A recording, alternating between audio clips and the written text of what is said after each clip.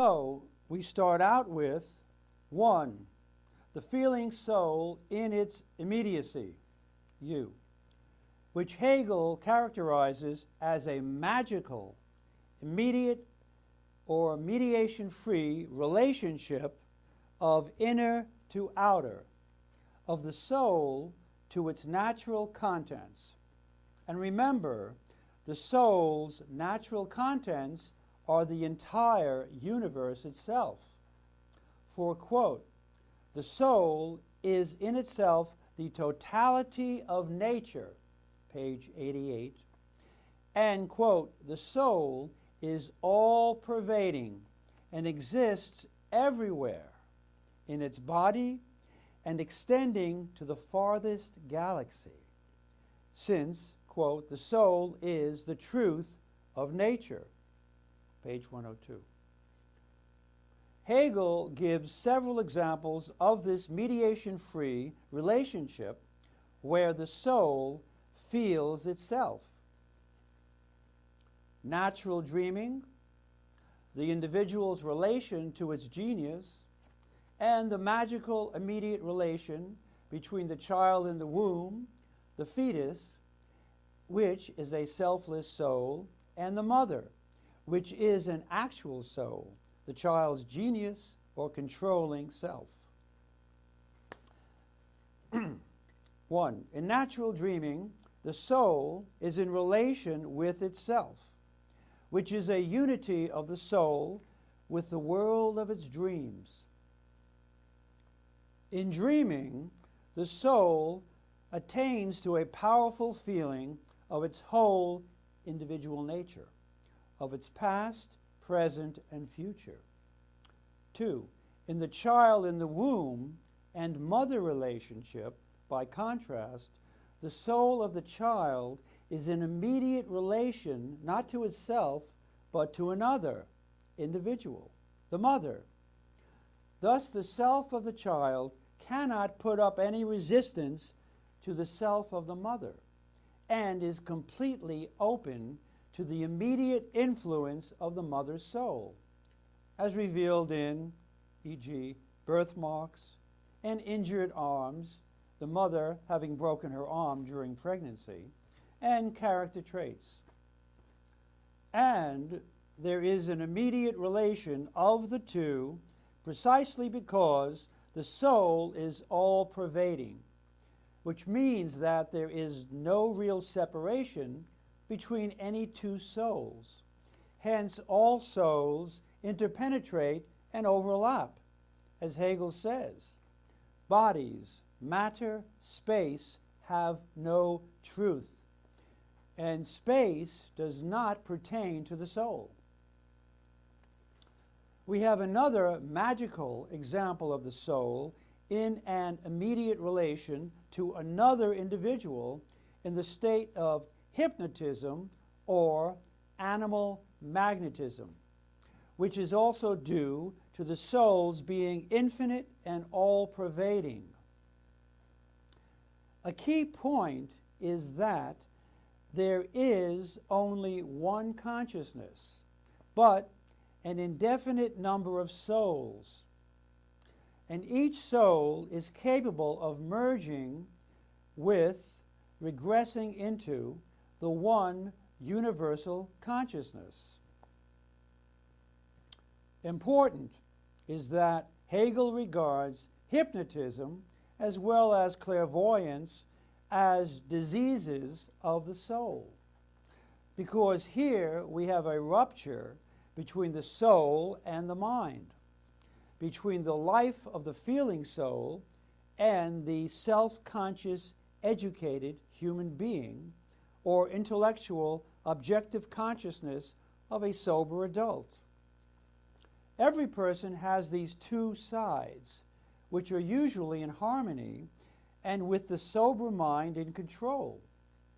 It is a disease because the soul, the individual, is in the power of another and has abdicated his adult rational self and has forfeited his freedom or is out of his mind, unable to make decisions for himself.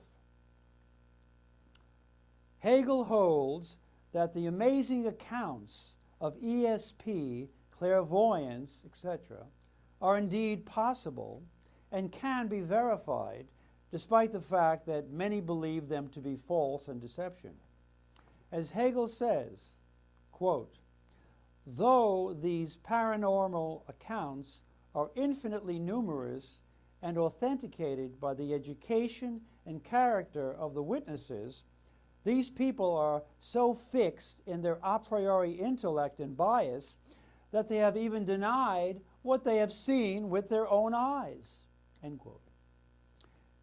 In effect, the hypnotist or magnetizer puts the person in a trance, i.e., into his substantial feeling soul and in unmediated relation with the universe, with no subject-object distinction, and which is totally disconnected from his sober, intellectual, objective consciousness, which is in a mediated relation with the world and his place in the world.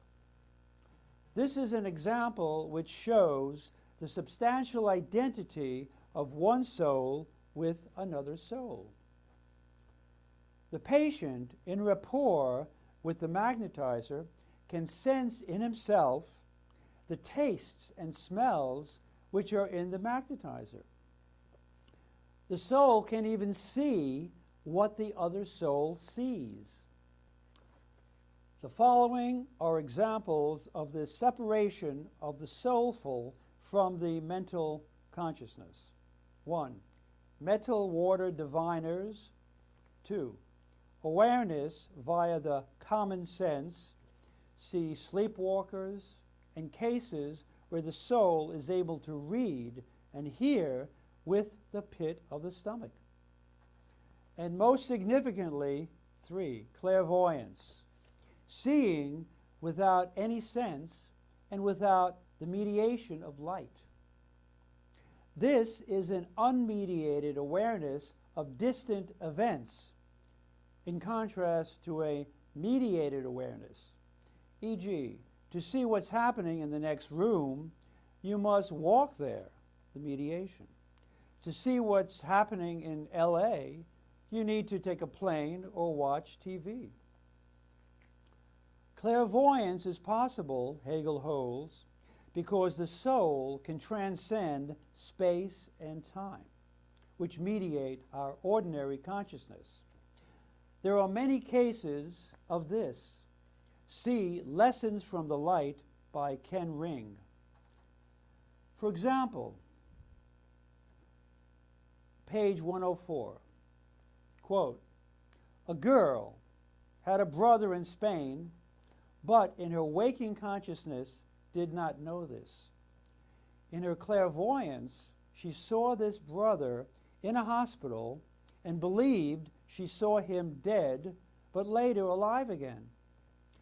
As it emerged later, she had seen correctly, in that at the time of her vision, her brother had actually been in a hospital at Valladolid, but she was mistaken in thinking she saw him dead, since not her brother, but a person next to him had died at the same time."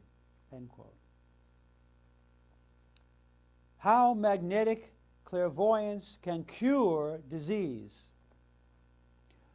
Just as in an ordinary medical cure, which works by removing the interference with the identity of biological life that constitutes the disease, and restoring the organism's fluidity, unity, and universality, so in a magnetic cure, the removal of the interference is achieved by an immersion of the individual life within itself, within its substantial totality, and returning it to its simple universality. In the sleeping magnetic state, a concentration of sentient feeling life, the disrupted organism attains to unity with itself. We move from restored health and a subject-object unity to participate again in the subject-object separation and oppositions of daily life.